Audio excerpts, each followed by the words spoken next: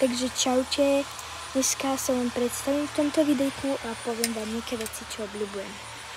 Takže, čaute, ja som Mia a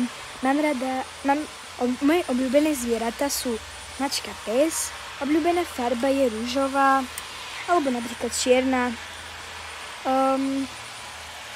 A moja obľúbená spevačka je Sima, bola som na nej v Košiciach na Lonely Tour a môj obľúbený človek je moja rodina a no proste takí ľudia, ktorí sú takí, že pokorní, tak moja rodina a moja bestie Sofie, ktorá tu je. Moje obľúbené jedlo je pizza a moje obľúbené pitie je kola vychladená alebo iced tea. Takže tak, alebo Xixo. Akurát teraz som babky, takže tak.